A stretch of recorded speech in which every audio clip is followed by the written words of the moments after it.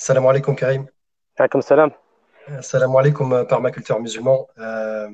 Comme vous le savez, aujourd'hui, moi je me présente déjà, je suis à Nice, bénévole en France, fait par des musulmans. À travers ces lives, là, cette semaine, toute cette semaine, quotidiennement, on fait des lives sur des thèmes différents. Donc aujourd'hui, c'est prévu d'en parler apiculture avec Karim. Salam alaikum Karim. Comme Euh, salam. alors du coup, on va se lancer, Karim, Smellet. T'es dans quelle région de France? Il fait beau là chez toi? Alors, moi, je me présente, je m'appelle Karim. Donc, Ouais, comme vous le savez, je suis apiculteur. Donc, j'ai intégré en fait l'équipe de l'ARAMF sur le stand apiculture l'année dernière. Donc, c'était ma première année en 2019. Initialement, c'était David de la région lilloise en fait qui l'avait démarré en 2017. Donc, j'avais déjà visité le stand et ça m'a beaucoup plu en fait le travail qu'il faisait et de manière générale le pôle écologique. Mais d'accord. j'étais pas encore.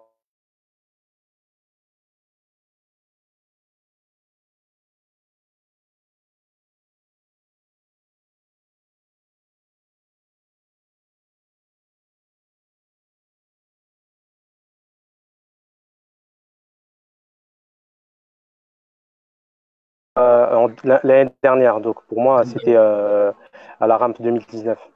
Donc moi, je suis un habitant du 93, donc à Aulnay-sous-Bois, et j'y vis toujours. Et je fais de l'apiculture en Seine-et-Marne. Donc j'ai des colonies en fait installées dans l'Oise et en Seine-et-Marne. Et donc je produis du miel. Et j'ai rencontré Permaculteur Musulman qui m'a invité à intégrer l'équipe. Donc voilà pour l'histoire, comment je suis arrivé ici. D'accord, Inch'Allah. Donc, tu as toujours vécu dans l'Oise, c'est ça? Et c'est là-bas que tu as pu Non, alors faire. Non, moi j'ai toujours vécu dans le 93 à Aulnay-sous-Bois ou Nessobo. et en fait j'y vis toujours et je commercialise mes produits à Aulnay-Sevran. D'accord. Mais pour installer des ruches, produire des quantités, en fait faut se déplacer plutôt dans des parcs régionaux, dans des forêts. Et comme c'est pas ce qu'il y a le plus dans le 93, donc j'ai dû partir, j'ai dû faire mon installation ailleurs. D'accord, donc je comprends mieux. Pour comprendre un petit peu ton parcours depuis le début, tout le début, tu faisais quoi dans la vie? Voilà, avant de connaître l'apiculture, comment c'est passé? Alors, moi, j'ai fait d'abord avant tout des études générales. Ensuite, j'ai fait un BTS informatique. J'ai suivi en fait ce que les gens faisaient majoritairement. Je ne savais pas trop quoi faire. Donc, j'ai commencé à travailler en fait en informatique, de la maintenance. Et après, je suis devenu technicien réseau. Donc, je travaillais toute la journée sur des ordinateurs, donc à faire de la maintenance, reconnecter, installer des logiciels, supprimer, créer des droits, des utilisateurs, Mhm. tirer des câbles, des serveurs. Donc, j'ai fait le tour à un moment, là, je m'ennuyais. Donc, D'accord. après, j'ai décidé de repartir dans les études. Donc, j'ai fait un BTS en bâtiment. Et donc, suite à ça, bah, j'ai travaillé dans des entreprises de terrassement, de démolition, des amiantages. Donc, j'étais conducteur de travaux, donc un encadrant. Donc, mon travail, ça consistait à superviser l'exécution des chantiers. Donc, je suis le lien entre le client, le chef d'entreprise et les ouvriers. Et donc, je dois superviser les plannings, les moyens qui sont mis en œuvre et que le chantier soit livré dans les délais. Donc, j'ai fait du bâtiment et ensuite j'ai eu la passion en fait de l'apiculture et de nouveau je suis retourné me former. Donc, j'ai fait un lycée agricole en 2017. Donc, j'ai repassé un bac une année entière. Et suite à ça, bah, j'ai commencé sérieusement l'aventure apiculture. D'accord, Inch'Allah. Donc, le déclic était parvenu à ce moment-là où tu as entendu parler peut-être de l'apiculture, ça t'a parlé, enfin, il y a quelque chose en particulier qui. En fait, quand on travaille, nous, en fait, en région parisienne, majoritairement, on est orienté dans le tertiaire, on est orienté dans des métiers, en fait, qui sont très demandeurs. Donc, Mhm. c'est très rare de voir des gens aller faire des métiers, en fait, qui sont pas très développés. Donc, moi, c'était surtout des lectures, de la curiosité. Et en fait, un jour à l'étranger, dans mon pays d'origine, en fait, j'ai été pour acheter du miel. J'ai fait une petite visite chez un producteur et j'ai trouvé que c'était sympa de se reconnecter à la nature, de manger des produits vrais, d'être connecté, de pouvoir se promener en fait dans une forêt, voir des arbres. On sent que on se ressource. Du coup, quand je suis revenu, bah, j'avais envie de continuer. Donc, je me suis penché un peu sur les lectures. Donc, moi, il y a un livre qui m'a beaucoup plu. C'est le livre du frère Adam, ma méthode d'apiculture. D'accord. Et en fait, c'était pour moi un choc.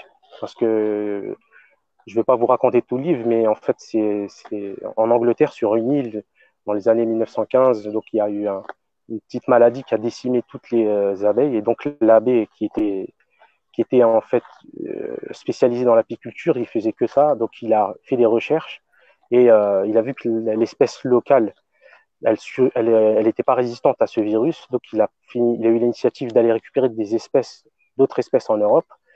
Donc, il s'est isolé et il a essayé de faire une hybridation et il est arrivé à une espèce qui était très performante. Et grâce à Mhm. cette espèce-là, il a pu repeupler toutes les îles en fait sur lesquelles il était. Et donc, il a sauvé, on va dire, l'apiculture en Angleterre. Et donc, cette espèce, c'est la buckfast.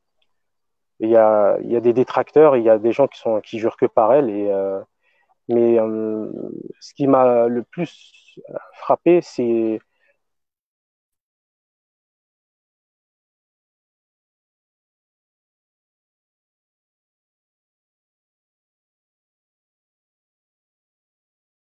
une ruche, comment on peut intervenir en- dans la nature. Et ça, c'est ça qui m'a vraiment attiré. D'accord. Et donc, après cette lecture, ben, je me suis rapproché d'un apiculteur en Bourgogne. Donc, j'ai fait une initiation. Donc, c'est une formation de 3 jours avec lui. Donc, je me suis fait piquer parce qu'il faut, faut savoir si on est allergique ou pas. Ça peut être un frein. Ouais. Et donc, j'ai vu un petit peu en fait en quoi ça consistait. Ça m'a beaucoup plu. Et après, j'ai sauté le pas. Bah, j'ai acheté une petite parcelle en Seine-et-Marne. Et j'ai installé dessus quelques ruches. Et les petites connaissances que j'avais, plus les lectures, bah, j'ai commencé l'aventure comme ça. Donc, j'ai fait de l'élevage, ce qu'on m'avait appris. Donc, diviser des colonies, à agrandir le cheptel. Et après, bah, j'ai invité la famille, les amis. Ils trouvaient ça cool, c'est original. Bon, on n'a pas souvent l'occasion de voir des ruches. Oui. Et du coup, bah, tout ce miel que je produisais, bah, je ne savais pas quoi en faire. Donc, j'en ai offert et j'en ai vendu à des proches. Et très vite, très vite, le bouche à oreille a fait son effet. Donc, j'ai eu une demande qui était très importante. Donc, je me suis dit, il y a peut-être quelque chose à faire. Donc, j'ai développé l'année suivante encore plus de ruches. Et donc, encore, c'était un succès. Mon premier challenge en fait dans cette forêt, c'était de voir pourquoi tous les apiculteurs avaient arrêté. Donc on me disait qu'en fait il y avait beaucoup de mortalité, donc c'était pas rentable. Mais puisque j'avais rencontré le succès, moi je voyais pas de raison d'arrêter, donc Ouais. j'ai continué. Et ensuite, bah après pour faire les choses vraiment sérieusement, donc j'ai décidé d'aller faire une formation et donc, pour maîtriser, bah, j'ai été dans un lycée agricole. Comme il n'y a pas de lycée agricole qui propose cette formation en Ile-de-France, j'ai postulé à tous les lycées de France. Et j'ai eu la chance d'être admis à Tilloy-les-Mauflaines. Donc, c'est un centre de formation qui est dans la banlieue d'Arras. Et j'ai passé un bac pro avec des lycéens, avec des adultes en reconversion. C'est le Pôle emploi qui m'a financé et la région Nord. Et et pendant en fait cette formation, j'ai eu la chance de visiter plusieurs types d'exploitations parce que souvent on dit je fais de l'apiculture comme on dirait je fais de l'informatique, mais ça veut rien dire faire de l'informatique. Il y a tellement de domaines. L'informatique elle est appliquée à une tâche ou à un métier. Donc dans l'apiculture aussi c'est très vaste. Donc on a visité des exploitations de gens qui produisaient soit du miel, ça c'est ce qui est plus répandu, mais il y a des éleveurs de rennes, il y a des gens qui produisent de la gelée royale, il y a des gens qui produisent du pollen, il y a des gens Mhm. qui font des essaims. Donc il y a tellement de spécialités. Le fait de pouvoir visiter ces exploitations, bah, tout de suite on voit la charge de travail que ça implique et D'accord. les moyens qu'il faut mettre en œuvre en achetant des terrains, en achetant des bâtiments ou en les louant. Donc, quand on voit une ruche avec des abeilles, ben, on se dit, bah ouais, c'est facile, je vais le faire. Mais quand on fait un stage vraiment chez des professionnels, là, on voit que c'est pas évident. D'accord. Parce que là, pour le coup, je vais mettre dans la peau de celui qui s'y connaît pas du tout, et d'ailleurs, c'est le cas. C'est ton rôle. Euh, ouais, c'est ça, exactement. Donc, en gros, tu as eu le déclic, tu as eu cet amour pour les abeilles, pour l'apiculture, Oui. et quelque part, naturellement, tu t'es dirigé vers ça, tu t'es pas beaucoup posé de questions, j'ai l'impression, et tu t'es lancé. C'était pas dans une logique commerciale, plutôt dans une logique, voilà, c'est quelque chose, c'est un domaine qui te plaît. Donc, Bah, ça- pardon, je t'ai interrompu. non, non, je t'en prie. Non, mais c'est juste pour dire, en fait, finalement, demain, là, pour le coup, je m'adresse à des gens comme moi qui te regardent. Si j'ai envie de me lancer dans l'apiculture, par quel biais je dois passer? Est-ce que voilà, c'est toujours une histoire d'amour et c'est mieux pour aborder la chose ou plutôt se former et prendre le temps de réfléchir quand même? Vu que finalement, tu me dis qu'il y a un investissement financier assez important. Normalement, les gens travaillent pour vivre, donc on ne vit pas pour travailler. Oui. Euh, si en fait c'était un jeu, ce serait pas du travail, ce serait un Mhm. loisir. Donc Mhm. il y a la notion de faire quelque chose en fait qui nous passionne, c'est-à-dire que le matin quand on se lève, on est content d'y aller. Et il y a simplement le travail pour lequel on est doué ou que tout le monde a fait, donc on a choisi cette voie par Ouais. défaut, comme beaucoup de gens. Et là, on a le sentiment vraiment de passer à côté de quelque chose. Donc moi, je n'avais pas envie de ça. Donc j'ai fait du travail pour payer mes factures comme tout le monde, mais là, c'était vraiment une passion. C'est-à-dire que c'est comme un jeu de s'occuper des colonies, de voir comment elles se développent, de voir le résultat de ses erreurs, de ses réussites. Donc c'est un challenge et c'est un métier solitaire. Donc ça, c'est l'apiculture, c'est quelque chose qu'il faut être patient et il faut travailler dans le calme, il faut aimer ça. C'est pas en général, on ne travaille pas en équipe dans ce domaine-là.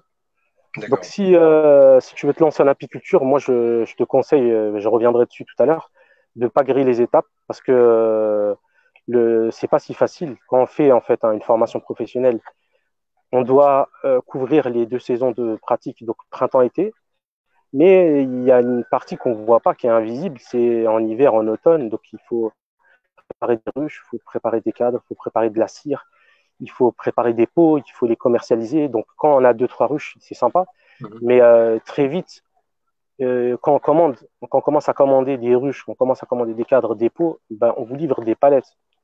Donc celui qui faisait ça dans sa cuisine, dans son jardin, ben, là, il comprend que c'est une installation professionnelle. En général, les gens qui se lancent dans cette aventure, ils font un emprunt, donc comme dans toute exploitation agricole. Et donc on achète quelque chose, on achète un terrain, on achète un bâtiment, on achète des terres, et on Mhm. commence à exploiter. Et à la fin de l'exploitation, à la retraite, on la revend. Donc en général, c'est un fonctionnement de ce type. Donc moi, comme je n'étais pas du tout intéressé par faire un emprunt, financer, démarrer très fort, donc j'ai commencé à travailler avec mes petites économies. Donc j'ai acheté progressivement des ruches, j'ai acheté des abeilles, j'ai acheté de la cire. Donc j'ai assemblé, j'ai travaillé patiemment et donc le résultat, ben, on le réinjecte. Et en fait, c'est un cycle. Donc si on veut faire fortune, faut pas se lancer dans l'agriculture. Dans l'agriculture, c'est pas évident. D'accord. D'accord. Donc, si je comprends bien, ça veut dire que si on veut le faire dans un coin, d'une façon familiale, avoir une ruche, pas plus, chez soi, c'est possible. Là, pour le coup, c'est la passion, machin. Mais franchir l'étape pour passer à quelque chose de plus commercial et en faire un métier, là, pour le coup, il faut se former, il faut faire attention, c'est pas si évident que ça. Ben, pourquoi moi j'ai rejoint l'équipe en fait de la RAMF, c'est Mhm. qu'il y avait une partie écologie, il y avait une partie religieuse. Oui. Je trouve que le mix il est parfait. Pourquoi? Parce que jusqu'à la fin, jusqu'à l'après-guerre, il y avait un équilibre. Donc cet équilibre, c'était quoi? C'est l'équilibre que Dieu a créé. Donc il y a un équilibre au niveau des terres, au niveau des sols, au niveau des animaux. Il y a un écosystème et cet écosystème, il a un fonctionnement infini. C'est-à-dire que sans l'intervention de l'homme, il y a une pérennité. Maintenant, D'accord. on a vécu une industrialisation après la guerre et du coup, ça a été complètement modifié. Donc là, on est dans des pratiques de développement non durable. Donc Mhm. en se penchant justement dans un domaine de l'agriculture, on s'en rend compte. C'est quoi du développement non durable? Donc moi, j'ai retenu 4 critères. Il y a extraire des ressources de manière illimitée, utiliser des substances nouvelles en trop grande quantité que la nature ne peut pas gérer, dégrader la nature et empêcher l'homme de répondre à ses besoins. Comment on empêche l'homme de répondre à ses besoins? On va envoyer en fait de la production dans des pays en voie de développement, donc avec de la main-d'œuvre moins chère. Donc ça fait des ressources en moins pour les hommes qui sont ici. Et ici, en fait, ce qu'on fait, c'est que on détruit des routes, on détruit des terres agricoles, des bois, des haies, ce qui est l'habitat naturel des animaux, et on construit à la place des routes, des immeubles, des centres commerciaux. Mhm. Et pour s'en rendre compte, si vous connaissez un petit peu, vous utilisez Google Earth, il y a une option qui permet de remonter le temps. Donc il y a des photos satellites D'accord. de l'endroit où vous vivez. Tout simplement, vous remontez à 10, 15, 20 ans, 30 ans et vous allez voir l'évolution. Donc, quand on se penche dans un domaine précis de l'agriculture, comme moi je me suis penché, on comprend que toutes ces haies, toutes ces forêts, tous ces arbres, toute cette diversité, en disparaissant, ça a déréglé les abeilles. Pourquoi? Parce que, en principe, elles ont des ressources et en faisant de la monoculture, une seule culture, il y a une saison où il y a beaucoup et il y a le reste de l'année où il y a des carences. Donc, Oui. il y a aucune source d'alimentation. Donc, si tu veux faire de l'apiculture, tu peux pas laisser tes abeilles en carence. Donc, tu vas intervenir dans leur alimentation, tu vas leur fournir une alimentation. Donc, pour revenir au lien entre la permaculture et l'islam, donc l'islam, elle nous demande d'être khalifa, c'est-à-dire d'être garant de la création, de maintenir en fait un cycle naturel. Euh, les dégâts que l'industrialisation a fait, ça va être très difficile de les inverser de notre vivant. Je pense que ça va se faire sur plusieurs générations.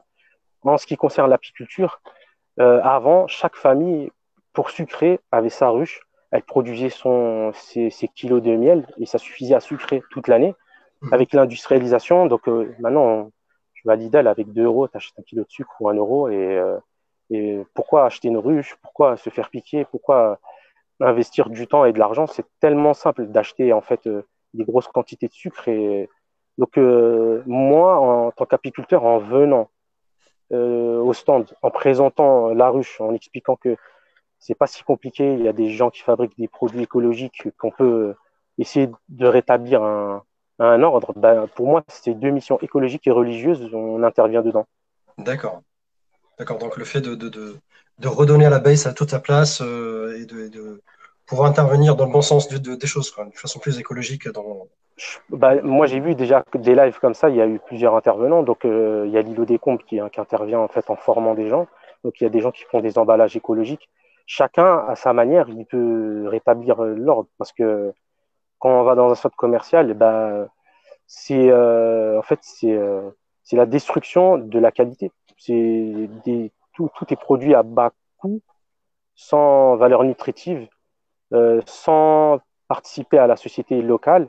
Et en fait, tous les gens en fait, qui en vivaient avant, si vous faites l'histoire de l'apiculture française, il y a énormément d'apiculteurs qui ont abandonné, qui ont arrêté. Parce que il y a beaucoup de contraintes environnementales qui pèsent, il y a une pression énorme sur les ruches, sur les abeilles, donc beaucoup de pertes, et la concurrence de la grande distribution avec laquelle on ne peut pas résister. Donc nous qui nous lançons en essayant d'acheter du matériel d'occasion à des gens qui arrêtent, ils nous expliquent bon courage.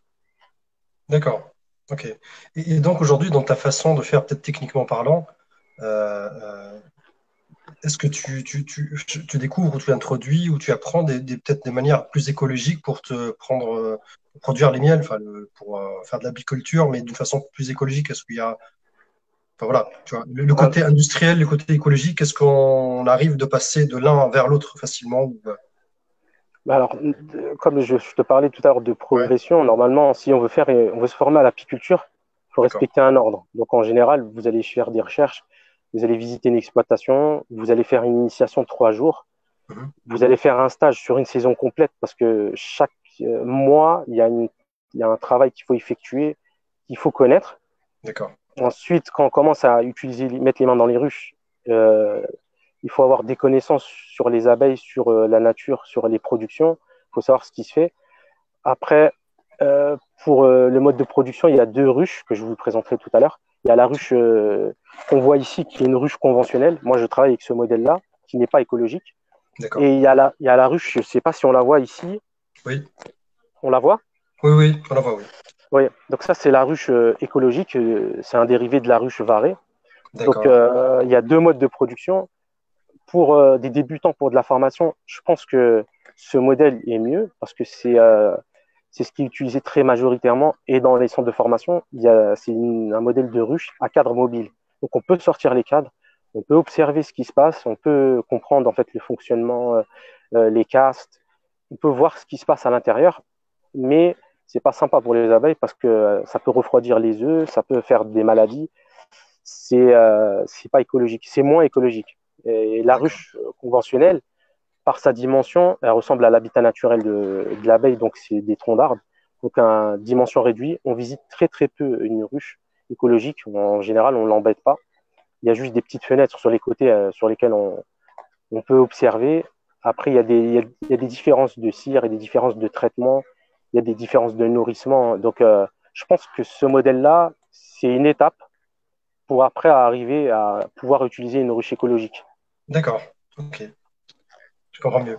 Bah, du coup, parlons un petit peu d'apiculture, de l'abeille elle-même, de son mode de vie social. Euh, voilà. Fais-nous découvrir cet univers. Ouais, que... J'espère que je vais encore du temps parce que si je vais essayer de vulgariser parce que Bien sûr. c'est pas évident. On utilise des termes techniques habituellement. Donc, dans une colonie, il y a une reine, il y a des femelles majoritairement et des mâles.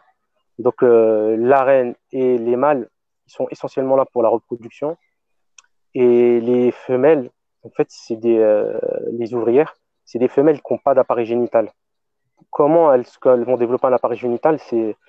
Les ouvrières vont nourrir un œuf avec du miel ou de la gelée royale. Et en fonction de l'alimentation, soit elles vont développer des reines, soit elles vont faire des ouvrières. Donc, une colonie, donc c'est une reine qui s'occupe que de la reproduction. Donc, après sa naissance, elle est fécondée et ensuite elle passe tout le reste de sa vie, 3 à 4 ans, à pondre jusqu'à 2000 œufs par jour. Donc, les mâles, eux, ils naissent tardivement et ils sont là que pour reproduire en principe les reines vierges aux alentours. Donc, chaque reine va produire des mâles qui vont aller féconder des reines tierces. Les ouvrières, donc c'est elles qui représentent 95% de la population. Elles vont s'occuper de nettoyer la ruche, nourrir les œufs, ventiler, stocker le miel, gardienner, être devant la porte pour éviter que d'autres colonies entrent. Et après, ensuite, elles finiront butineuses. Donc, elles vont aller chercher des ressources de la propolis, elles vont chercher du pollen, elles vont chercher du miel. Donc, en étudiant en fait l'apiculture, ben, on comprend en fait le mode de communication, on comprend que la colonie elle fonctionne comme un cerveau, sans parler.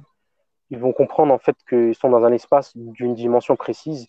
Ils vont comprendre que la reine va comprendre qu'en fonction des ressources, elle va devoir accélérer ou réduire sa ponte selon la saison, selon l'exposition au soleil. Donc les abeilles sont équipées d'une haute technologie. Ils peuvent détecter le taux d'humidité, la chaleur, à l'extérieur, elles peuvent détecter une pluie qui va arriver bien, bien avant nous. Donc, elles ont un appareil digestif qui permet en fait de neutraliser toutes les bactéries dans le miel. Elles peuvent ventiler le miel pour réduire le taux d'humidité. Elles savent quand le miel est assez sec pour ne plus fermenter. Elles savent bâtir de la cire. Donc, dans l'absolu, on pourrait mettre un essaim dans un panier, dans un cajot, et il pourrait se débrouiller à tirer des murs de cire et des cellules et nettoyer. Donc, c'est une créature parfaite. C'est un symbole en fait de ce qu'on doit être sur Terre si on veut comparer. Ouais, subhanallah. Subhanallah, c'est fascinant. Et là, par exemple, la variété d'abeilles dont tu t'occupes, elle a un nom, c'est laquelle? Alors, je vais pas me faire des amis. Il y a quatre, il y a quatre espèces essentielles en abeilles mellifères. Donc, il y a l'abeille de l'Ouest, la noire. Il y a l'abeille de Méditerranée d'italienne. Il y a l'abeille d'Autrichienne. Il y a l'abeille du Caucase. Donc, ces quatre abeilles-là, elles ont chacune leur spécificité. Ça, c'est ce qu'on apprend dans le livre du frère d'Adam. Donc, chacune a ses spécificités, une longueur de langue. Donc la longueur de la langue, c'est important parce que ça va permettre de plonger dans la couleur de la corolle de la fleur, donc de nettoyer, d'aspirer le nectar dans la fleur mieux. Donc il y a la résistance aux maladies, il y a l'hygiène, il y a la capacité à faire de la cire, la capacité à pondre, à faire de la gelée royale. Donc chaque espèce a sa spécificité. Selon l'orientation qu'on va prendre, on va choisir une espèce. Euh, dans des milieux un peu isolés, on va utiliser des abeilles locales. Donc on va pas chercher en fait une espèce particulière, mais dans des grands milieux urbains comme où on est ici, en général, c'est l'espèce Buckfast qui est utilisée, qui a été créée par le frère d'Adam, qui est utilisée. Donc, moi, j'utilise cette espèce-là. Pourquoi? Parce que je fais en fait de la production de miel, mais je fais aussi une utilisation pédagogique. Donc, j'installe des colonies chez des particuliers dans des écoles. Et l'abeille Buckfast, elle est douce et elle est productive. Elle va pas beaucoup fuir en fait sa colonie. C'est une abeille qui est très pratique, mais elle n'est pas 100% naturelle. Quand on utilise une ruche écologique, par exemple, on va utiliser l'abeille noire, on va utiliser l'abeille locale. Donc, on prétend qu'elle serait agressive, qu'elle produirait pas beaucoup et qu'elle serait pas très rentable. Donc, quand elle est bien utilisée et bien sélectionnée, on peut avoir des résultats équivalents, mais c'est une petite guerre entre les utilisations conventionnelles et écologiques. D'accord. Ben, là, justement, en fait, tu nous parles des variétés d'abeilles. J'ai une question de la part de Fatos Locos qui demande, voilà, j'aimerais bien avoir une ruche chez moi.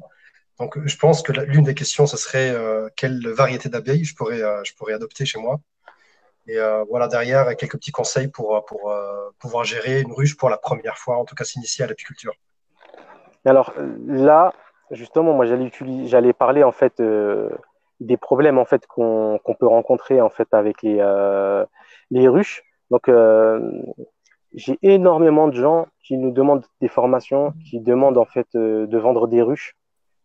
Euh, euh, Moi je dis à ces gens, s'il vous plaît, formez-vous avant d'acheter des ruches, avant de réfléchir à mettre dans votre jardin. Il y a des règlements, donc on n'installe pas une colonie n'importe comment, il y a des règles qu'il faut suivre, il y a des déclarations, il faut être formé, parce que très vite, ça peut être la panique. Donc, j'ai vendu au début, en fait, parce que je ne m'étais même pas posé la question, à des colonies, à des gens qui n'étaient pas formés du tout, et ça fait des catastrophes. Donc, soit on a un essaimage, donc c'est un mode de reproduction, quand l'abeille fuit, elle va aller s'installer chez votre voisin, dans sa cheminée, dans sa toiture, ça peut s'installer sur une voiture, elle peut s'installer n'importe où, elle peut piquer des voisins. Donc, nous, quand on intervient en fait pour aller retirer ces abeilles-là, ben, quand c'est facile d'accès, c'est bon. Quand c'est difficile, ben, des fois, on est obligé de tuer la colonie parce qu'on est obligé de débarrasser les gens de ces abeilles. Donc, il y a quatre problèmes en fait avec les colonies. Donc, il y a les utilisations en fait des maladies, des traitements qui sont pas adaptés parce que les gens connaissent pas. Il y a l'installation des ruches dans des environnements où la disponibilité en fait de végétaux, des plantes mellifères est Mhm. insuffisante. Donc en fait, on plonge la colonie dans de la famine. Et en général, quand on installe une ruche chez soi, on attend qu'elle nous donne du miel. On ne s'attend absolument pas à la nourrir. Donc on... ce qu'il y a comme problème, c'est s'installer dans un endroit où il y a des usines, il y a des boulangeries. Je ne sais pas si vous avez déjà pu voir en rentrant dans une boulangerie, il y a des abeilles qui se posent sur des pâtisseries et Oui. sur du sucre. Donc, Mhm. en se mettant dans des lieux qui sont pollués, donc de la pollution gasoile, de la pollution amiante. Donc, ça, c'est mauvais. Et après, bah, les mauvaises pratiques. Donc, les gens qui peuvent diviser des colonies en faisant, en ne mettant pas assez d'abeilles, donc, ou en les laissant en nombre insuffisant pour passer l'hiver, ou qui prennent trop de miel et qui leur laissent pas assez de ressources. Donc, à cette personne qui pose la question, je lui dirais je te conseille d'acheter un livre donc d'apiculture, le traité Rustica, si tu peux le prendre, il est excellent. Donc ça, c'est pour de la théorie. Et ensuite, et ensuite intégrer une formation physique avec un rucher école. Donc je ne sais pas où tu habites, mais il y a certainement un rucher école dans ton département. Et en fait, avec eux, tu seras sûr que tu seras bien formé. D'accord. Donc là, quand tu parles de formation, c'est, j'imagine aussi des formations pour des gens qui souhaitent avoir des amateurs, simplement. C'est pas, voilà, ils ne veulent pas se lancer forcément dans l'industrie. Oui, Et oui, complètement. Oui, ouais, oui. ça, Là, ce qui est le plus disponible, c'est des formations amateurs loisirs. C'est pour d'accord. piloter une ou trois ruches. En général, ils vous proposent de stocker vos ruches dans le rucher école. Donc, si vous n'avez pas la place, si vous habitez un appartement, bah, dans certains ruchers écoles, on vous propose une place. Et après, pour vraiment rentrer dans un milieu professionnel, vous devez faire une formation dans un lycée. C'est une base. D'accord. J'ai une question aussi de la part de nos amis écolo-musulmans. Il y a Ridwan qui demande, en fait, là, on revient à la question de comment faire de l'apiculture de façon écologique. Et lui, il pose la question par rapport à la nourriture des abeilles. Comment ça peut être de la nourriture écologique et qu'est-ce que font les industriels, là, ceux qui, voilà, ils ont un système duquel on souhaite se différencier. Alors, euh, avant tout, pour répondre à cette question, euh, on va parler des différents types de miel qui existent. Donc, le miel le moins cher, vous allez dans des grandes enseignes que tout le monde connaît, vous allez l'acheter à 5 euros le kilo. Ensuite, vous allez avoir le miel à peu près à 10 euros le kilo. Donc, Mhm. en général, c'est des miels avec des étiquetages incomplets. Les origines géographiques, c'est très flou. Miel produit en UE ou non UE. Donc, on ne sait pas trop. Vous allez avoir du miel d'apiculteur local, donc français, comme moi, pas certifié. Et après, vous allez avoir la certification bio européenne, la certification bio française. Il y a des privés qui ont estimé que ces certifications EcoCert AB étaient insuffisantes, qui mettent la barre plus haut parce qu'ils considèrent que c'est du bio industriel. Donc, ils ont encore des exigences encore supérieures. Par exemple, si vous cherchez des moteurs, si vous cherchez, j'ai oublié le nom, ça me reviendra. Donc, c'est des certifications qui sont encore plus exigeantes. Donc, du miel conventionnel français, comme moi je peux produire, vous pouvez le trouver à entre 10 et 20 euros, selon la rareté, selon la disponibilité du miel. Si vous achetez du miel bio en grande surface, euh, qui vient en général d'Europe de l'Est, c'est de la très bonne qualité. Vous allez le payer à entre 20 et 25 euros le kilo. Si vous achetez du miel bio français, vous allez le payer entre 20 et 40 euros le kilo facilement. Il faut savoir que 87% de ces producteurs bio, ils vendent en vente directe. Donc, soit de leur site internet, soit dans leur exploitation. C'est très compliqué de trouver du miel bio en grande surface. Et ensuite, il y a le miel dont je vous parlais en fait avec un critère encore plus élevé.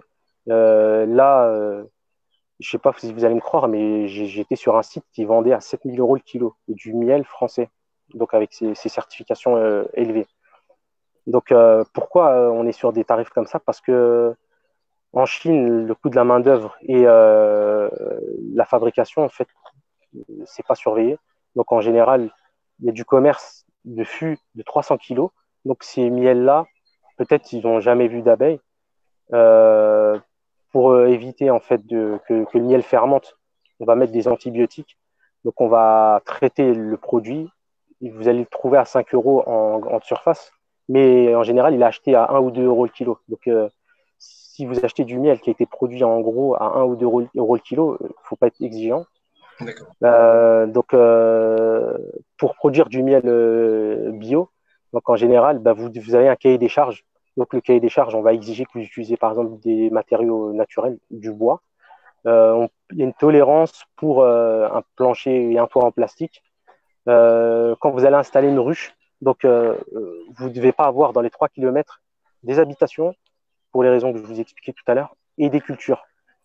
Ce qui est toléré, c'est des cultures bio. Donc, en général, actuellement, il y a les colzas qui sont en fleurs.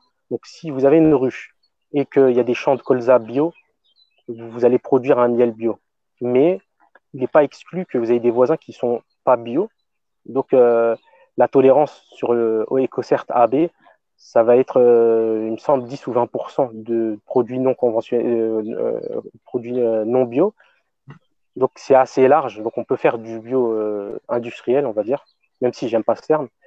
Les critères privés qui sont encore plus élevés, eux, ils tolèrent 0,1. C'est-à-dire qu'ils ont une exigence qu'on peut faire qu'en montagne, qu'on peut faire qu'en Corse, dans des zones vraiment où c'est isolé. Donc, pour répondre aux frères, si on fait ces miels-là, donc on exige de nous qu'on ne les nourrit qu'au miel et à leur propre miel. Donc, on peut récolter du miel, mais on ne doit pas le manger, on doit le conserver pour renourrir avec ces abeilles-là pour vraiment rester dans le cahier des charges. D'accord, ok. Je pensais que c'était une histoire de fleurs aussi. Enfin, c'est les mélanges, hein. C'est l'endroit dans lequel on est pour que les abeilles puissent aller butiner et aussi le miel ça doit être leur miel propre. C'est l'un et l'autre. C'est la Bah, combinaison des deux. par exemple, moi, je suis en milieu urbain, il y a des habitations, il y a des champs autour. Je ne Ouais, pourrais jamais être certifié. Donc, j'ai déjà d'accord. rentré en contact avec ces organismes. Mais quand j'ai lu les cahiers des charges, je peux pas aller à 500 km mettre des ruches pour produire du miel bio. Il faut avoir une proximité. Donc, dans des grandes villes, c'est compliqué. D'accord. Ok. Qu'est-ce que tu peux nous dire sur les ruches qui sont derrière toi, là, pour le coup? Tu voulais nous expliquer un petit peu la différence entre les deux? Donc, moi, je voulais, parce qu'on est dans le pôle écologie, donc je voulais Oui, présenter d'abord la ruche de David. Donc, oui, je t'en prie, bien sûr. c'est Oui, lui qui oui. fabrique ces ruches. Et Mhm. donc, en fait, elles sont simples à fabriquer. Donc, tout le monde peut en mettre chez soi. Euh, donc, la différence entre ces deux ruches, c'est que ma ruche à moi, que j'utilise conventionnelle, c'est une ruche à cadre mobile. Donc, il y a des cadres qu'on peut sortir, observer et remettre.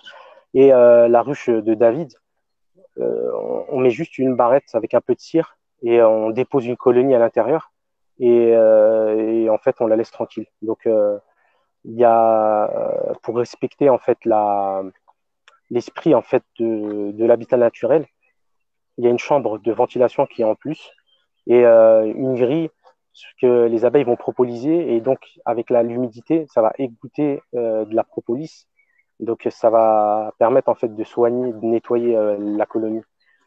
Euh, je vais utiliser les dernières minutes pour ouvrir les deux ruches pour vous les montrer. Bien Est-ce qu'on sûr. a fait, on a fait le tour de tous les points ou pas? Oui, oui, oui, principalement, oui. Tu peux nous en parler. Enfin, après, on parle un petit peu de financement, des choses comme ça, le côté. Voilà. Je pense que je préfère qu'on finisse toutes les questions et qu'on finisse D'accord, sans sur prix. les ruches. Oui, oui. Si ça, Oui.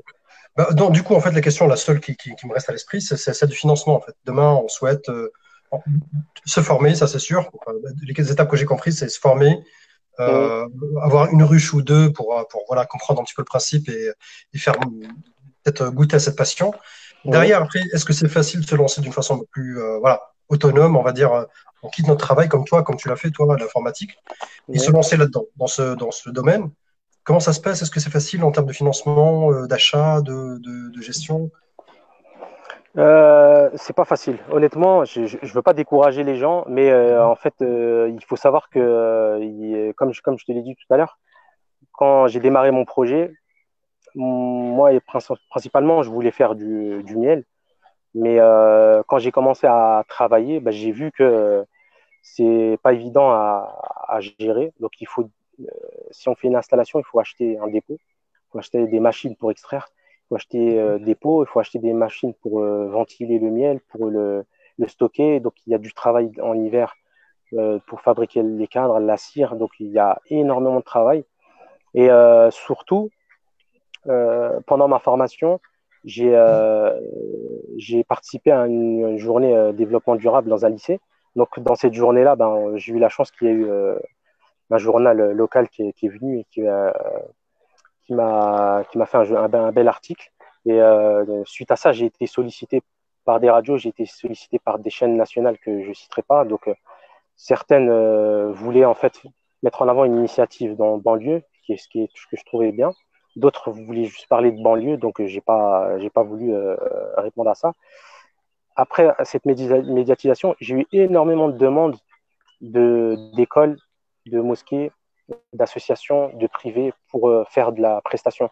Donc, c'est la demande en fait qui va orienter l'offre. Moi, j'étais parti pour faire que de l'apiculture, que du miel, et finalement, bah, je me retrouve à intervenir avec permaculteurs musulmans, souvent avec des associations. On intervient dans le cadre, dans des milieux associatifs, on intervient dans des mosquées, dans des lycées, dans des maternelles, et j'ai la chance en fait de pouvoir atteindre toutes les couches. Donc, dans les maternelles, j'ai des enfants qui sont très intéressés, qui sont encore innocents. Donc, la notion financière, ça les intéresse pas. On leur parle de fleurs, on leur parle d'apiculture. Donc, on a des lycéens à qui on va faire goûter du miel à l'aveugle de grande distribution, donc du Lidl, du miel moyen et du miel de ma production. Et donc, on va essayer d'éduquer leur goût D'accord. parce que, en fait, c'est très, très difficile d'orienter en fait des adultes qui ont déjà ont déjà des modes de vie catastrophiques, dont je fais partie, donc des modes de consommation non durables, et c'est très difficile de changer. Donc, en parlant avec des clients donc âgés et des enfants, j'ai senti que le travail fait avec la jeunesse, il était plus efficace qu'avec des personnes un peu plus âgées. D'accord. D'accord. Donc, donc c'est pour ça qu'aujourd'hui je suis venu ici. Je participe aussi à des groupes sur Apiculture Île-de-France, c'est un groupe sur Facebook, c'est le frère Khalidou qui l'a fait. Je travaille aussi avec un garage solidaire, donc un garage qui s'appelle Mobile Hub. C'est un garage de frères qui est à Aubervilliers, donc ils m'ont invité à installer des. Je fais un peu, je fais un peu de publicité. Ils m'ont invité à installer des ruches. Et donc là, ils ont une initiative pour créer des masques pour le confinement. Donc, ils recherchent des couturières. Donc, si vous avez la possibilité de participer avec eux, Mobile Hub. Et donc, j'ai vu qu'en fait, dans l'apiculture, je pouvais aussi faire du travail associatif, de la sensibilisation, expliquer aux gens pourquoi c'est important juste d'acheter des graines, des bombes de graines mellifères, de les planter dans son jardin, de les planter dans son parc. Il y a des communes ici dans l'Oise qui les donnent aux gens gratuitement. Donc, on peut participer en achetant chez un producteur local. La filière française, elle en a besoin. Et donc, on peut participer de plusieurs manières. D'accord. Demain, je souhaite me lancer dans l'apiculture. Donc, je Oui. quitte mon travail, je me forme, j'aime l'apiculture et ça y est, je suis prêt. Est-ce que tu pourrais nous donner une idée, bah, même si c'est pas facile à donner un chiffre exact, mais quel budget je dois avoir pour me lancer? Combien de temps je dois tenir pour commencer à être rentable, mon affaire devient rentable? Voilà, ces questions-là, est-ce que voilà, on peut se les poser aussi et peut-être Je avec ton pense expérience. Ouais. moi, ce que j'ai rencontré plein de gens justement à la RAMF, c'est un des avantages. Et on a tous quelque chose en commun, c'est que dans la petite enfance, on a découvert quelque chose qui nous a passionnés. Et ensuite, en prenant un peu de l'âge, souvent on revient à ces choses-là qu'on a aimées quand on était petit. Mhm. Donc, en général, je ne conseille pas aux gens de faire un salto, de basculer tout de suite dans leur nouvelle activité. Pourquoi? Parce que on sait ce qu'on veut faire, on sait comment le produire, mais on ne sait pas comment ça va être reçu par le public. On ne sait pas en D'accord. fait si ça va marcher, s'il va y avoir une demande. On ne sait pas si les gens vont nous orienter sur autre chose. Donc, moi, mon conseil, c'est la pure réactivité. Donc, garder un pourcentage de revenus dans votre activité, dans votre activité actuelle et essayez sur votre temps libre, votre week-end avec vos conjoints de lancer quelque chose. Et si vous sentez que ça décolle et que c'est bien, bah, vous pouvez sauter. Mais je pense que c'est pas une bonne idée de sauter à 100% dans sa nouvelle activité. À moins qu'on soit chez ses parents. Mhm. Si on a son propre logement, c'est pas facile. D'accord. Parfait. Écoute, là, il nous reste 10 minutes. On peut se lancer pour aller Voilà. visiter un petit peu les ruches. Ok. Bismillah. Donc là, ça, c'est la ruche que David fabrique. Je sais pas si on la voit. Oui, on la voit très bien, oui. Donc là, alors, j'ai une grosse exposition au soleil. Je vois pas ce que je vous montre. Nous, on voit très bien, on voit le bas de la Voilà. ruche. Donc C'est là, ça. le bas de la ruche s'appelle le plancher. Donc c'est le D'accord. support qui va maintenir le tout. Donc par-dessus, il y a la hausse inférieure. Au-dessus, il y a la hausse supérieure. Donc on va installer une colonie dans cette partie-là au début. Et ensuite, une fois qu'elle est bien développée, et ben, on va installer une deuxième. La ruche est vide, c'est pour ça qu'il n'y a pas de passage. Donc, quand la ruche est bien développée en bas, on va installer une nouvelle ruche au-dessus. Au-dessus, il y a un espace pour la ventilation. Donc, c'est un endroit dans lequel les abeilles ne peuvent pas monter. Mais non, pardon, c'est cette partie-là pour la ventilation. Cette partie-là, c'est le nourrisseur. Donc, quand on a des carences alimentaires, on va installer en fait du miel ici que les abeilles vont pouvoir monter et pour se nourrir. Et cette partie supérieure, vous voyez, une partie grillagée, c'est une aération pour que la ruche soit bien ventilée. Je vais D'accord. poser le téléphone le temps de la démonter, comme ça je vais vous montrer l'intérieur. Oui, oui, vas-y.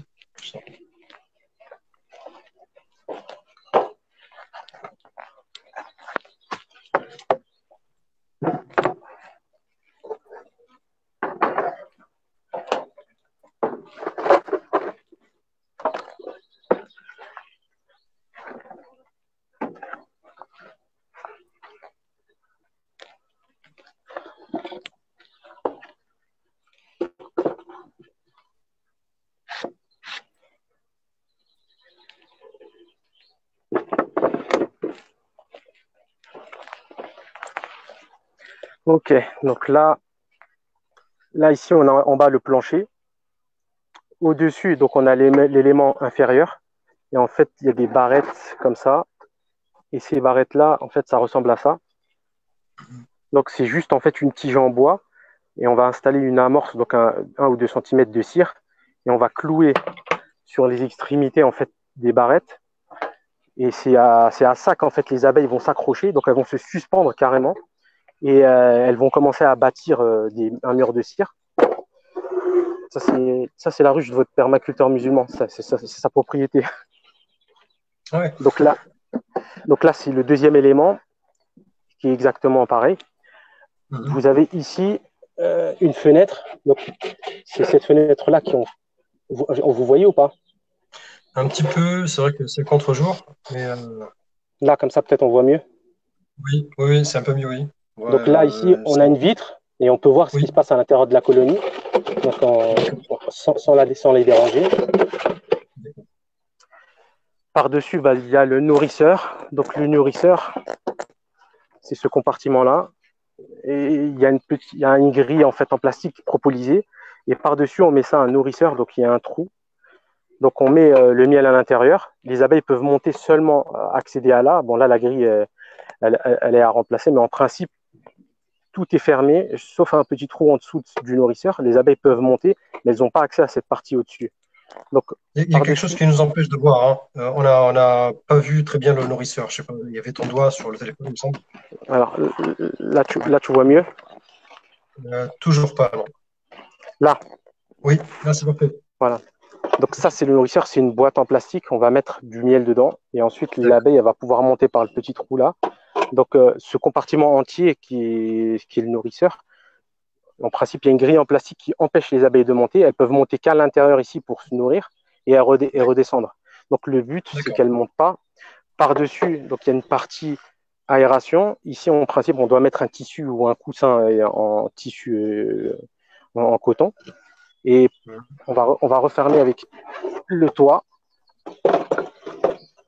Et donc, l'aération va se faire par les trous qui sont sur le toit et l'air qui va pouvoir circuler. Le but, c'est de maintenir en fait un bon taux d'humidité et une bonne ventilation pour pas que la colonie en fait souffre du changement de température. Et D'accord. par-dessus, pour éviter la pluie, ben, il y a une petite plaque et on met un parpaing par-dessus pour éviter que ça tombe. Donc, D'accord. si vous utilisez une ruche écologique, ça ressemble à ça. Et si on compare la dimension avec cette ruche-là qui est plus grosse, donc on voit très bien qu'ici, c'est beaucoup plus gros. Donc ça, c'est orienté écologie, donc c'est pour apporter de la biodiversité. Donc on va fertiliser, on va pouvoir apporter des abeilles qui vont, leur but, c'est d'aller en fait féconder les végétaux. Ici, c'est des gros volumes qui sont essentiellement destinés à produire du miel. Donc là, ici, c'est plus simple. Il y a le plancher, comme dans cette ruche-là. Il y a le corps. Donc ça, c'est l'habitat naturel. Et en fait, au moment de la récolte, on va mettre une hausse par-dessus. Et dans cette hausse-là, ben, on va récolter le surplus. Mais en principe, je ne devrais pas vous présenter cette ruche parce que ça ne correspond pas au thème. Mais Mhm. je me suis dit, les gens sont confinés, donc on va essayer de leur montrer quelque chose de sympa. Je vais ouvrir la ruche et je vais vous montrer un peu ce qui se passe à l'intérieur. Allez, c'est parti, bismillah.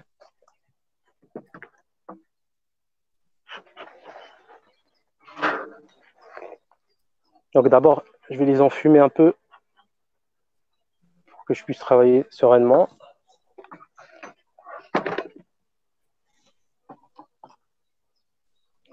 Est-ce qu'on voit là la ruche? On voit pas. Là, pour l'instant, non. On voit le champ derrière. D'accord.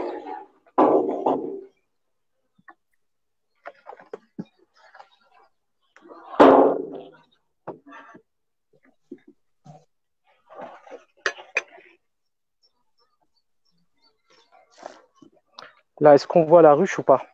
Oui, là, c'est bon, on la voit. Ok, je vais aller sortir un cadre et je vais vous le...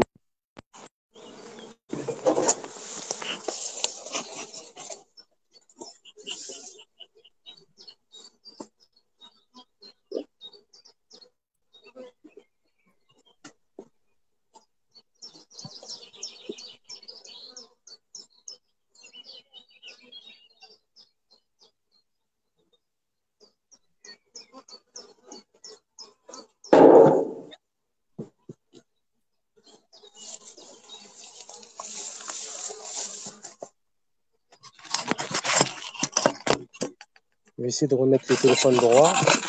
Mhm. Là? Là, on voit. Ok.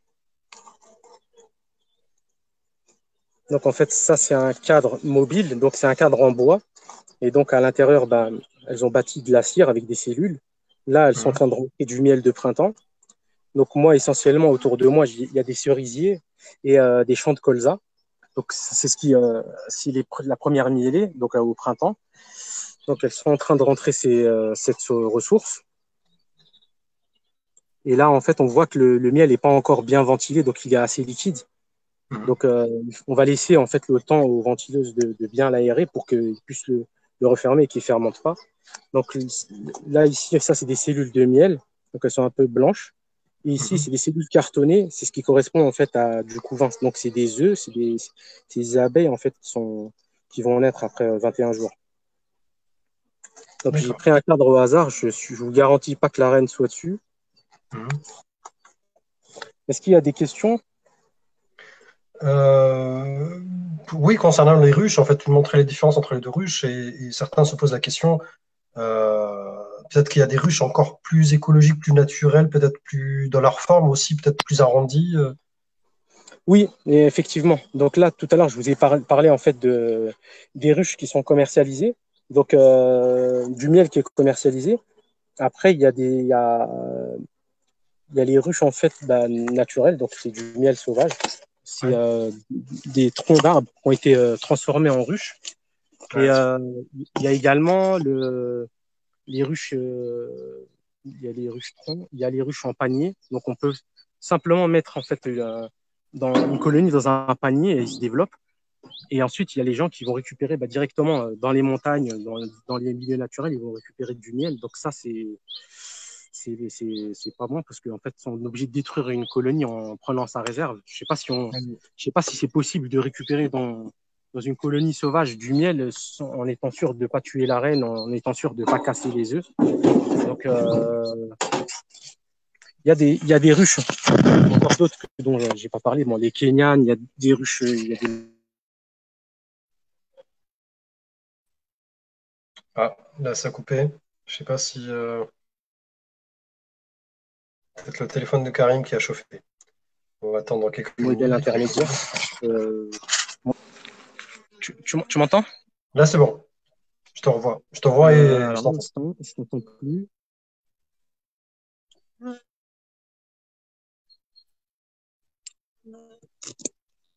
Allô? Oui, pour ma part, je Oui, t'entends très bien et je te vois. ok. Donc, je disais, en fait, moi, je vous ai parlé essentiellement des ruches qu'on utilise pour la production de miel, mais il Oui, existe des modèles un peu plus naturels, mais c'est pas évident de commercialiser du miel avec ces ruches-là. oui, d'accord. Et là, en termes de saisonnalité, là, on est en avril. Qu'est-ce qui se passe dans la ruche aujourd'hui? Quelles sont les activités des abeilles? Euh, donc là, ce qui se passe, en principe, en fait, les abeilles sont en hivernage d'octobre jusqu'à février-mars. Donc là, en fait, on va dire qu'on est au début de la saison. Donc D'accord. il y a des fortes mielées ici dans notre région. Bah, il y a beaucoup de champs de colza. Donc c'est une des plus violentes mielées. Donc en général, on utilise cette mielée pour diviser ses essaims, pour restaurer. Donc avant, les apiculteurs achetaient des colonies, achetaient des reines. Maintenant, comme on a beaucoup de casse, on est obligé de faire de l'élevage soi-même. Donc, en général, au début de la saison, on va s'occuper de diviser des colonies. Et ensuite, les colonies vont pouvoir refaire des reines et vont pouvoir se redémarrer. Donc, c'est une manière, en fait, de récupérer de la casse hivernale. Donc, moi, ici, dans ce rucher-là, je ne produis pas de miel. Je m'occupe simplement de refaire des essaims pour conserver un nombre de ruches suffisant. Mhm. D'accord. Alors, il semble qu'il nous reste 5 minutes pour D'accord? clôturer le live. D'accord. Là, pour le coup, en fait, quel message te voudrais passer auprès des gens là aujourd'hui qui découvrent un petit peu l'apiculture et qui souhaitent voilà, en savoir plus? Quel Alors, message personnel, en tout cas, toi, que tu t'aimerais bien que les gens entendent? Alors moi, il y a un thème que j'ai pas abordé que je voudrais faire rapidement s'il reste 5 minutes, c'est Mhm. citer les sources islamiques sur le miel. Donc Bien sûr. avant tout, bah, dans le Coran, donc il y a la sourate de l'abeille. Vous me voyez? Oui, oui, on te voit, oui. Oui, d'accord. Donc dans la sourate des abeilles, verset 68, verset 69, Élisez vos demeures dans les montagnes, les arbres, puis commencez à butiner tous les fruits en suivant les voies de votre Seigneur, après pour vous. Des abdomens des insectes sort un breuvage aux couleurs variées, refermant une guérison pour les hommes. Il y a là un signe pour ceux qui réfléchissent. Donc, ce verset, pour moi, il est super intéressant parce que il a été révélé à une époque où on ne savait pas vraiment ce que ça veut dire, mais on le consommait quand même. Donc maintenant, donc avec les études, avec la science, on peut dire que euh, en principe, le nectar, ce qu'il y a dans les plantes mellifères, c'est pas comestible, donc c'est difficilement assimilable par l'homme. C'est parce que Mhm. c'est passé dans le corps de l'abeille que ça devient un produit noble. Donc il y a des enzymes qui sont dans la bouche et dans l'estomac de l'intestin de l'abeille. Et c'est ça qui va transformer en fait ces sucres en donc un sucre à l'état naturel, c'est saccharose, on va transformer en glucose et fructose, donc ce que l'homme peut assimiler, mais il y a aussi un pouvoir antibactérien. Donc on va bénéficier des vertus de l'abeille, comme est expliqué dans le verset, parce que Mhm. c'est passé dans le corps de l'abeille. On pourrait extraire toutes les plantes du monde, les presser, récupérer, ce qui en sortirait, ce ne serait pas du miel, ce serait juste du nectar. Donc le Coran en parlait avant la science. Et un hadith en fait qui parle un compagnon qui a été voir le prophète sallallahu alayhi wa sallam et qui lui a expliqué que son frère avait un mal au ventre, donc il lui demandait de boire du miel. Il est revenu, il lui a dit mon frère a toujours mal, il lui a dit de nouveau de boire du miel. Il est revenu une troisième fois, il lui a dit c'est le ventre de ton frère qui a menti, Dieu n'a pas menti, dis-lui de boire du miel. Et ensuite il s'est soigné. Donc Ibn Qayyim c'est un savant, il a analysé ceci, c'est que pour son analyse c'est que la quantité qu'il avait absorbée de miel elle n'était pas suffisante pour traiter le problème. Donc lui, il recommandait de consommer du miel avec de l'eau froide diluée dedans. Donc, donc il y a ce hadith qui en parlait. Et ensuite, Mhm.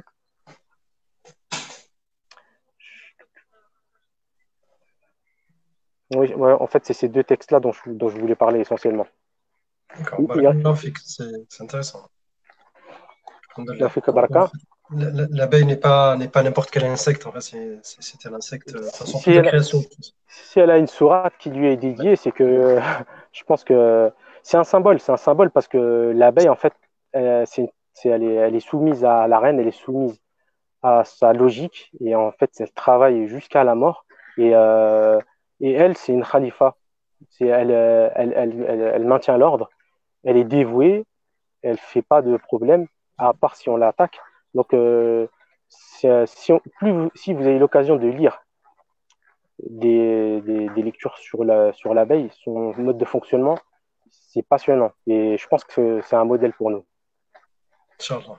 Barakallahu fik. Beaucoup Tawfiq. d'informations. Alhamdulillah. En tout cas, les gens ont apprécié le live et je pense qu'ils souhaitent En savoir plus et peut-être refaire un deuxième live avec toi, Inch'Allah. Enfin, c'est à la page de voir. Mais en tout Avec cas, plaisir. voilà, c'était passionnant. Barakallahu fik. On fait que baraka. Barakallahu fik. Bah, du coup, on va clôturer le live maintenant. Et D'accord. voilà. Ben, Donc, je voulais remercier l'équipe en fait qui organise la RAMF parce qu'ils font beaucoup de travail. C'est un sacrifice. Moi, je le vois souvent et les gens sont pas conscients et on n'est pas assez reconnaissant envers eux. Donc, barakallahu fikum et bon courage pour vous. barakallahu fik à toi et barakallahu fik à toute l'équipe. Tu as raison. Et j'espère qu'on voilà, on aura l'occasion de reparler de tout ça, des abeilles, ta passion pour les abeilles, Inch'Allah. Avec plaisir. Inch'Allah. Salam alaikum, barakallahu Ah, fik. alaykoum salam.